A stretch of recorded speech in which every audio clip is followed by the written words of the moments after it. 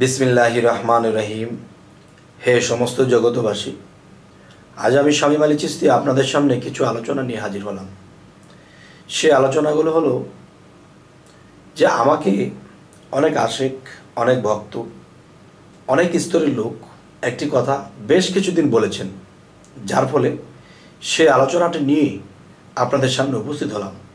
তবে এই আলোচনাগুলো অবশ্যই একটু খেয়াল করে শুনবেন, ভিডিওটি টানবেন না, টানলে হয়তো বোঝা যাবে না। কথা হলো, শরীয়তের ভাষায় একটি কথা বলতেছে যে নাপাক, যে আঙ্গুলের চিপা চাপা সহকারে ধুইতে হবে, আর না তো অজু হবে না, আর অজু না হলে নামাজ হবে না। আচ্ছা, আমাকে যারা একটি কথা জিজ্ঞাসা করেছেন, সেই কথাগুলো হলো কি, যে মানুষ যখন প্রস্রাব করতে যায় তখন কি সে প্রস্রাব করা অবস্থায় কি আল্লাহর নাম নেওয়া যাবে?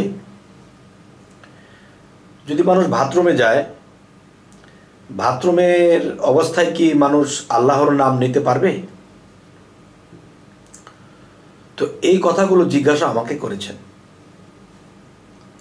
এখন আমি যেভাবে কথাগুলো বলবো, শরীয়তের দৃষ্টিতে এটা নেবেন না, এটা মারেফত, হাকিকত ও তরিকতের দৃষ্টিতে নেবেন, তাহলে মিল পড়ে যাবে। দেখেন, যে আঙ্গুলের চিপা চাপা যদি শুকনো থাকে তাহলে বোঝা গেল এখানে ময়লা আছে, নামাজ হবে না। তাহলে দেখেন, অজু বা পবিত্র হওয়া যে একটা বিষয়, পবিত্র যদি আমাকে হতে হয় তাহলে মানুষ মৃত্যুর পরে কিন্তু আত্মার বিচার হবে, আর আত্মা যদি পাপিষ্ঠ হয় তাহলে সেই আত্মাকে দুজকে নিক্ষেপ করা হবে। তাহলে আত্মা কি আমরা সকলে দেখতে পাই? দেখতে পাই না, কিন্তু এই আত্মার বিচার হবে। আত্মা যদি অপবিত্র থাকে, তাহলে আত্মা যদি অপবিত্র থাকে তাহলে তার বিচার হবে। তাহলে আমি শরীরটাকে দেখতে পাই, শরীরটাকে ধুইতেছি, মুছতেছি, সাবান দিয়ে পরিষ্কার করছি, কিন্তু আত্মার তো দেখতে পাই না। আত্মার অজু করব কি করে? এবং আত্মার নিরাকারের মধ্যে থাকে, চর্মচোখে দেখি না, তাহলে এটাকে আমি পানি দিয়ে গোসল করাবো কিভাবে, অজু করাবো কিভাবে? তাহলে বোঝা গেল আত্মার অজু আছে। যেমন আপনি যদি কোনো পাপ করেন, এই পাপকে দেখা যায়? দেখা যায় না। পাপ যদি দেখা না যায়, তাহলে আত্মার মধ্যে যে পাপের ময়লা লেগে আছে তা কি দেখা যায়? না। তাহলে অদেখা বস্তু দিয়ে আমাকে ধৌত করতে হবে। যেমন আপনি যখন জিকির করবেন, জিকির করলে কিন্তু আত্মাটা বা কাল্পটা পরিষ্কার হয় বা পবিত্র হয়। তাহলে জিকির মানুষে করে, আল্লাহকে ডাকে, এই ডাক জিনিসটা কি দেখা যায়? না। তাহলে জিকির জিনিসটা যখন আল্লাহকে ডাকা হয়, ডাকা জিনিসটা দেখা যায় না, কিন্তু এই জিনিস দিয়েই আত্মাকে পরিষ্কার করতে হয়। তাহলে অদেখা জিনিসকে অদেখা জিনিস দিয়েই পবিত্র করতে হয়। আচ্ছা, আজকের কথার যে মূল, আপনারা থাম্বনেলে পেয়েছেন, যে আমরা যখন বাথরুমে যাই, আমরা যখন প্রস্রাব করতে যাই, ওই অবস্থায় কি আল্লাহর নাম নেওয়া যাবে? আল্লাহ কি বলেছে? আমি সর্বময় বিরাজিত, আমি কোনো জায়গা বাদ নেই, পৃথিবীর সমস্ত জায়গাতে আমি আছি। আল্লাহ কি এ কথা বলেছে যে জায়গাটিতে বাথরুম আছে সেখানে আমি নেই, যেখানে প্রস্রাবখানা আছে সেখানে আমি নেই? আল্লাহ বলেছে আমি মানুষের সাহারগের চেয়েও নিকটে থাকি। মুসা আলাইহিস সালামকে দিয়ে প্রমাণ করা হয়েছিল, হে আল্লাহ, আমি যখন আমার স্ত্রীর কাছে যাই আপনি কি তখন থাকেন? হ্যাঁ থাকি। ওই সময় আপনি থাকেন, ওই সময়টা আপনি থাকবেন না, আমার কি লজ্জা নেই? তখন কিন্তু আল্লাহ বলেছে ঠিক আছে, থাকবো না। তখন কি হলো? সারা রাত্র মরার মতো পরে ঘুমিয়েছে, কিন্তু তার কোনো হুদিস ছিল না। আল্লাহ যখন আসছে সকালে, তখন সে জাগ্রত হয়েছে। তাহলে বোঝা গেল কি, মুসা আলাইহিস সালামের দলিল প্রমাণ করে যে আল্লাহ মানুষের সাথে আছে। যদি থাকে, আপনার থেকে যদি আল্লাহ বের হয়ে যায়, তাহলে আপনি মারা যাবেন। আল্লাহ আছে, আপনি বেঁচে আছেন। তাহলে সেই বাথরুম বলেন আর প্রস্রাবখানা বলেন, সেখানে আপনি যখন সেই কাজের জন্য গেছেন, আর সেখানে যদি আল্লাহ আপনার থেকে আলাদা হয়, আপনি প্রস্রাবখানায় পড়ে থাকবেন, বাথরুমে পড়ে থাকবেন ল্যাটাপেটা হয়ে, তাহলে আল্লাহ যদি শাহরগের চেয়েও নিকটে আমার সাথে আপনার সাথে থাকে, তাহলে কিন্তু আল্লাহ স্বয়ংই থাকে, তার নাম কি নেওয়া যাবে না? একজন বলতেছে যে না, বাথরুমে প্রস্রাব করতে গেলে তো আল্লাহর নাম নেওয়া যাবে, সেখানে না পাক, না পাক। তাহলে আমি বলবো যে সেখানে আল্লাহ স্বয়ং আপনার সাথেই আছে, তার নাম জপা যাবে না? তখন তিনি বলতেছে যে না, সেখানে জপব না। তখন তার প্রস্রাবের রাস্তায় একটা সমস্যা হয়েছিল, প্রস্রাব বের হচ্ছে না। তখন এটার জ্বালা যন্ত্রণায় সে প্রস্রাব করা অবস্থায় বলতেছে, আল্লাহ গো, আল্লাহ বাঁচাও, আল্লাহ, আল্লাহ কষ্ট হচ্ছে। প্রস্রাবের যন্ত্রণায় সে প্রস্রাব করা অবস্থায় বলতেছে, আল্লাহ গো, আল্লাহ গো। তাহলে বোঝা গেল, আপনি তার নাম না বলতে চাইলেও মুখ দিয়ে আসে পড়ে, বিপদগ্রস্ত। তাহলে আল্লাহ সর্বময় বিরাজিত, সেখানেও আছে, সেখানেও আল্লাহর নাম নেওয়া যাবে। তবে একটা জিনিস নাপাক হলে সেটা চলবে না। সেটা কি? সেটা হলো, যদি আপনার অন্তর নাপাক থাকে, মন নাপাক থাকে, এবং সেই মনের মধ্যে পাপের ময়লা থাকে, আগে তওবার মাধ্যমে পাপের ময়লাগুলোকে সাফ করতে হবে, এরপরে আপনি আল্লাহর ইবাদতে সেখানে নামবেন। তবে হে সমস্ত জগতবাসী, আজকের আলোচনাটা কি হলো? যখন মানুষ সেই পায়খানা প্রস্রাবের স্থানে থাকবে, তখনও তার কলবের মধ্যে সেই জিকির, যদি জিকিরকারী হয়ে থাকে, সেখানেও চলবে। তবে কোনো মাওলানা, কোনো কারি বা কোনো মুফতি সাহেব যদি আমাকে প্যাচ ধরে, যেটা আপনি কই পেলেন, কোথা থেকে পেলেন?